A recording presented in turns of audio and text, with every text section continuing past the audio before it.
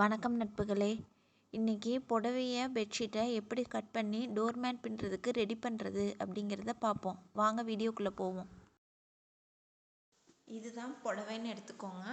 இது ஒரு எக்ஸாம்பிளுக்கு காட்டுறேன், வீடியோவில் ஃபுல்லாக கவர் பண்ண முடியாதனால. இப்போ இது புடவை அப்படின்றாக்க இந்த சைடு தான் முந்தி வரும் இல்லைங்களா, இப்படி ஹாஃபாக ஃபோல்ட் பண்ணி இப்படி தான் கட் பண்ணணும். அப்போ தான் உங்களுக்கு நீளமாக வரும். இப்படி கட் பண்ணிங்கன்னா கொஞ்சம் குட்டி குட்டியாக வரும் இது. ஸோ எப்போதுமே புடவையை இப்படி நீளமாக இந்த சைடு ஓரம் அடிச்சிருப்போம் இல்லையா, ரெண்டு சைடும் இங்கிட்டும் இங்கிட்டும் ஓரம் அடிச்சிருப்போம் இல்லையா, ஏதாவது ஒரு சைடு எடுத்துகிட்டு இப்படி ஹாஃபாக ஃபோல்ட் பண்ணி கட் பண்ணிக்கோங்க. இதையே திருப்பி இதை திருப்பி இன்னொரு ஹாஃபாக ஃபோல்ட் பண்ணி திருப்பியும் கட் பண்ணணும். இப்படியே மாற்றி மாற்றி ஒவ்வொரு ஹாஃபாக ஃபோல்ட் பண்ணி எவ்வளோ எந்த அளவுக்கு மெலிசாக உங்களுக்கு வேணுமோ அந்த அளவுக்கு எடுத்துகிட்டு போகும். வாங்க புடவையில் பார்ப்போம் எப்படி செய்கிறதுன்னு சொல்லிட்டு. இப்போ இது புடவையோட முந்தி பகுதி. இப்போ இதை ஹாஃபாக ஃபோல்டு பண்ணி எடுத்து வச்சுருக்கேன். இப்போ பாருங்கள்,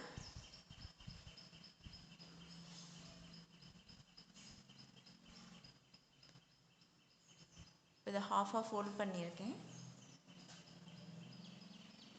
இப்போ இந்த ஃபோல்டிங்கில் ஹாஃபாக இருக்கிற இடத்துல ஹாஃபாக ஒரு கட் பண்ணிக்கோங்க, சின்னதாக ஒரு கட் பண்ணிக்கோங்க. கட் பண்ணிட்டு கையிலையே கிழிச்சிடலாம். அப்போ தான் ஸ்ட்ரைட்டாக வரும். சிசர்ஸ்லலாம் கட் பண்ண வேணாம், கையில் இப்படியே எடுத்து நீங்கள் கிழிச்சு விட்டுடலாம். இப்போ பாருங்கள், புடவையை ஹாஃபாக கட் பண்ணியிருக்கேன். இப்போ இந்த ஹாஃப் பீஸில் இன்னொரு ஹாஃபாக கட் பண்ண போகிறேன். அதுக்கப்புறம் இதை இன்னொரு ஹாஃபாகவும் இதையும் இன்னொரு ஹாஃபாக இந்த அளவுக்கு நம்ம எடுத்துக்கலாம். இந்த அளவுனா கொஞ்சம் மொத்தமாக இருக்கும். இதை விட சின்னதாக இன்னும் மெலிசாக வேணும்னாலும் இன்னொரு கட் இந்த அளவுக்கு போய்க்கலாம். ஃபஸ்ட்டு நம்ம ஒவ்வொரு ஹாஃபாக போகும்போது நமக்கு தெரியும் எந்த சைஸு நமக்கு கரெக்டாக இருக்கும் பின்னுறதுக்கு அப்படின்னு சொல்லிட்டு. இப்போ இதை ஒரு ஹாஃபாக கட் பண்ணிக்கிறோம். கட் பண்ணிவிட்டு ஜஸ்ட் கையில் ரெண்டு கையிலையும் கிழிக்க ஆரம்பிச்சிருங்க. ஈவனாக வரும், எந்த சைடு முன்ன பின்ன போகாது. கையில் கிழிக்கும் போது சிசர்ஸில் பண்ணோன்னா தான் முன்ன பின்ன மாறும். ஹோல் புடவையை ஹாஃபாக கட் பண்ணி அந்த ஹாஃப்லேருந்து எடுத்த அடுத்த ஹாஃப் இது. திருப்பியும் இதை ஒரு ஹாஃபாக கட் பண்ண போகிறோம். இதை ஒரு ஹாஃபாக கட் பண்ண போகிறேன். எல்லா புடவையும் கட் பண்ணிவிட்டு இது வேலை பார்க்கலான்னு நினைக்காதீங்க. ஒரு ஹாஃபை ஃபஸ்ட்டு நம்ம சரி பண்ணோம்னா தான் நமக்கு குழப்பம் இல்லாத இருக்கும். அதனால் இதே போலையே ட்ரை பண்ணுங்கள். அப்போ தான் உங்களுக்கு கன்ஃபியூஸ் ஆகாது. ஒவ்வொரு பீஸாக எடுத்து ஜாயின் பண்ணுறதுக்கு ஈஸியாக இருக்கும்.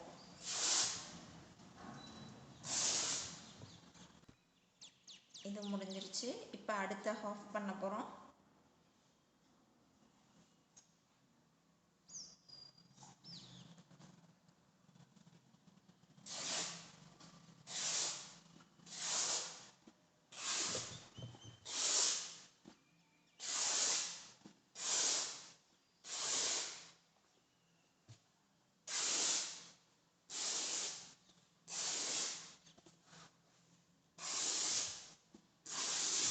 நூலாக வரும் ஒரு சில புடவையில், இதில் கம்மியாக இருக்குது. ஒரு சில புடவையில் ரொம்ப நூல் வரும், அதனால் ஒன்றும் பிரச்சனை கிடையாது. அந்த நூலெல்லாம் சைடில் இழுத்து விட்ருங்க, வெளியே இழுத்து விட்ருங்க. இப்போ நமக்கு இந்த சைஸே போதும் அப்படின்னாலும் வச்சுக்கலாம். இப்போ இந்த சைஸில் போட்டோன்னா நல்லா மொத்தம் கிடைக்கும். இதை விட இன்னும் சின்னதாக போட்டோன்னா இன்னும் மெலிசு கிடைக்கும். புடவையோட லென்த்து இன்னும் கொஞ்சம் கூட கிடைக்கும்.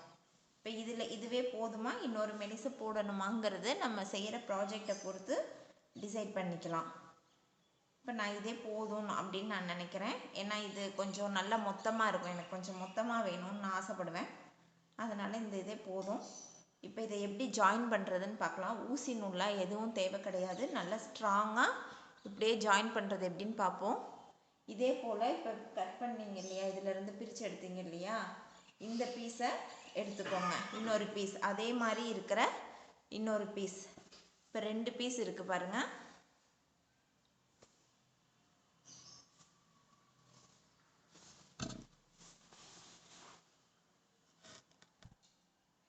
2 பீஸ் இருக்கு இல்லைங்களா, இந்த 2 பீஸையும் ஒன்று மேலே ஒன்று வச்சுக்கோங்க. வச்சுட்டு கொஞ்சமாக ஒரு 1/2 இன்ச் அளவுக்கு சின்னதாக ஃபோல்ட் பண்ணிக்கோங்க. இங்கே ஒரு குட்டி கட்டு, ரொம்ப சின்னதாக ஒரு கட்டு இங்கே பாருங்கள். இப்போ 2 சைடுமே 2 இதுலேயுமே கட்டு வந்திருக்கும்.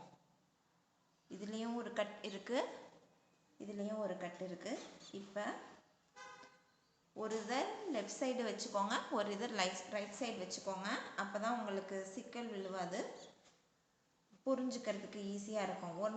ஒன்ஸ் இதை பண்ணிட்டீங்கன்னா உங்களுக்கு ஈஸியாக இருக்கும் புரிஞ்சுக்கிறதுக்கு.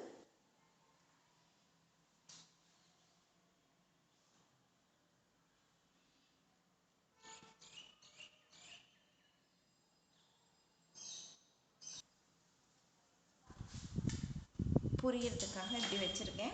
ஒன்று லெஃப்ட்டு ஒன்று ரைட் சைடு. ஒரு சைடு இதை ஒரு லெஃப்டில் வச்சுக்கோங்க, ஒரு இதை ரைட்டில் வச்சுக்கோங்க.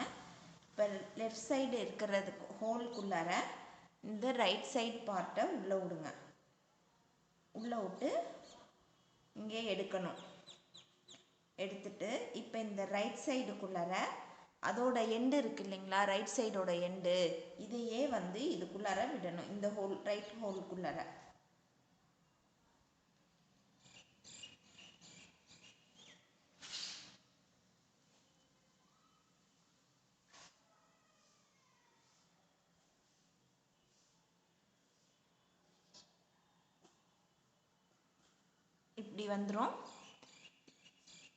இப்படி வந்துடும். இதை இப்படி இழுத்து விட்டிங்கன்னா டைட்டாக இங்கே ஒரு நாட் வந்துடும். இது பிரிக்க முடியாது, பிரியாது, ஸ்டிஃபாக நின்றுக்கும். இது நாட்டு.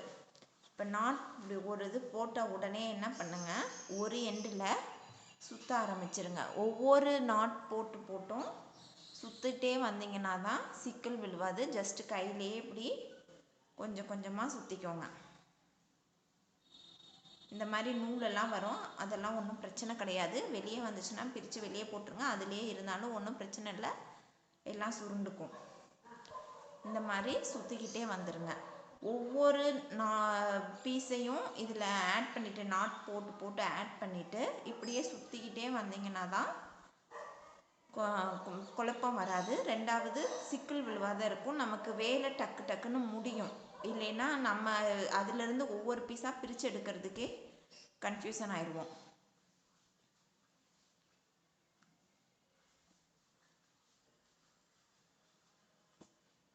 இது 2 பீஸு, புடவையோட 2 பீஸு. நல்ல பெரிய பால் மாதிரி வரும், கையிலேயே பிடிக்க முடியாதபடி.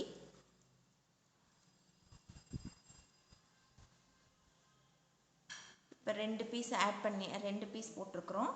இப்போ இந்த புடவையோட எண்டில் இந்த இந்த இதோட எண்டு, இந்த பாலோட இந்த எண்டில் இன்னொரு ஹோல் போட்டுக்கோங்க. இப்போ இதோட இன்னொரு பீஸை ஆட் பண்ணுவோம். இப்போ இதை ஆட் பண்ணுறதுக்கு முன்னாடி தான் அடுத்த பீஸை நான் கிழிக்கிறேன்.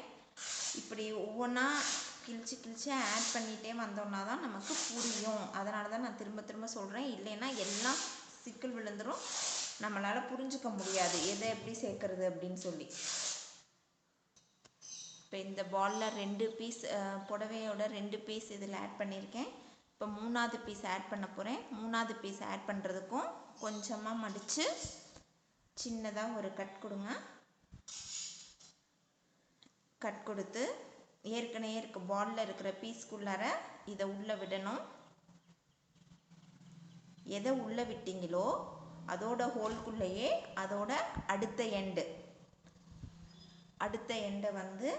எதை உள்ளே விட்டீங்களோ அதோட ஹோல்குள்ளாரையே விடணும். விட்டு எடுத்தாச்சு. இந்த மாதிரி வரும்.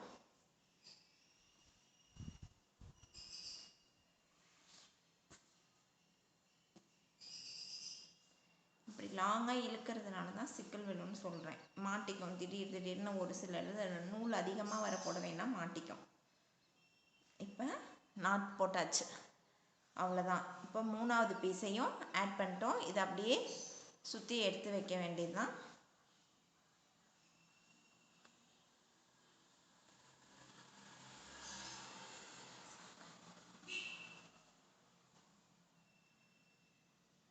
இதுதான் 3ஆவது பீஸோட எண்டு. இப்போ 3வது பீஸ் எண்டையும் 4வது பீஸையும் அடுத்து ஜாயின் பண்ண போகிறோம். இதே போல் தான் ஒவ்வொரு பீஸாக கட் பண்ணி ஜாயின் பண்ண போவோம்.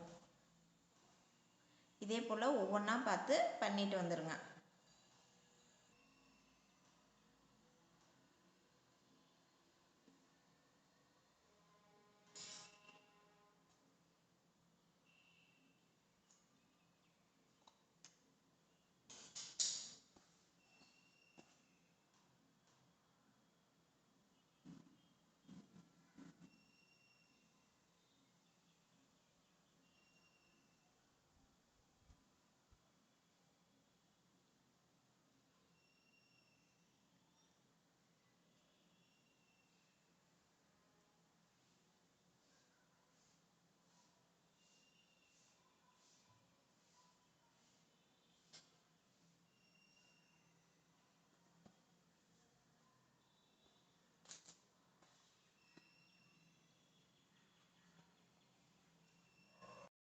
இதான் ஃப்ரெண்ட்ஸ், ஒரு புடவையை 16 பீஸாஸாக கட் பண்ணியிருக்கோம்.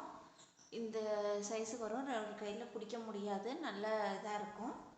இது 2வது. இது வந்து கொஞ்சம் சாஃப்ட் புடவை, அதனால் உங்களுக்கு சின்ன பால் தான் வந்திருக்கு. இன்னும் கொஞ்சம் மொத்தமாக இருக்கிற புடவைனா இன்னும் வெயிட்டாக இருக்கும், இன்னும் பெரிய சைஸ் வரும். இது ஒவ்வொரு டைப் ஆஃப் புடவைங்க. இது கொஞ்சம் காட்டன் புடவை. இதில் இந்த மாதிரி புடவைங்களில் ரொம்ப நூல் வரும். இது மாதிரி இதில் அண்டு இது ஒன்ஸ் பின்னிட்டோம்னா நம்ம டோர் மேட்டாக மட்டும் கிடையாது, சிலிண்டர் கடியில் போட்டு வச்சுக்கலாம், ஃப்ளவர் பாட்டு கடியில் போட்டு வச்சுக்கலாம். நல்லா மெத்துன்னு இருக்கும், உங்களுக்கு யூஸ் பண்ணுறதுக்கு நல்லாயிருக்கும். இந்த மாதிரி காட்டன் புடவைங்களோ இந்த மாதிரி க்ரீப் சாரீஸ் இதெல்லாம் யூஸ் பண்ணிங்கன்னா டோர் மேட்டுக்கு ரொம்ப நல்லாயிருக்கு. வழுக்காத பக்கமாக போட்டுக்கோங்க. சும்மா வெளியில் மண் போடுற இடத்துல கூட போடலாம். பாத்ரூம்க்கும் நான் யூஸ் பண்ணுறேன், நல்லா தான் இருக்குது. வழுக்கிறதோ இந்த மாதிரி பிரச்சனை இல்லை. தரையை பொறுத்தும் இருக்குது. ஸோ உங்கள் வீட்டுக்கு தகுந்த மாதிரி, குட்டீஸ்க்கு வயசுக்கு தகுந்த மாதிரி யூஸ் பண்ணிக்கலாம். அதே போல் ஒரு சில புடவையில் வந்து பார்டர்ஸ் வரும். அப்படி பார்டர்ஸ் வருது அப்படின்ட்டாக்கா அதை தனியாக வச்சுக்கோங்க, இதோட ஜாயின் பண்ண வேணாம். வேறு எதாவது மேட்டுக்கு பார்டர் கட்டி விட்டுறதுக்கு, வேறு டெக்கருக்கு இந்த மாதிரி இதை யூஸ் பண்ணிக்கலாம். இந்த இது உங்களுக்கு யூஸ்ஃபுல்லாக இருக்கும்னு நினைக்கிறேன் ஃப்ரெண்ட்ஸ். நீங்களும் எல்லாம் ட்ரை பண்ணி பாருங்கள். இதை வச்சு க்ரோஸை ஊசி வச்சு எப்படி டோர்மேட் பண்ணுறதுன்னு இன்னும் வர வீடியோஸில் பார்ப்போம். உங்களுக்கு எல்லாம் இந்த வீடியோஸ் பிடிச்சிருந்துச்சுனாக்கா மறக்காத கமெண்ட் பண்ணுங்கள், சப்ஸ்கிரைப் பண்ணுங்கள், லைக் பண்ணுங்கள். Thank you friends.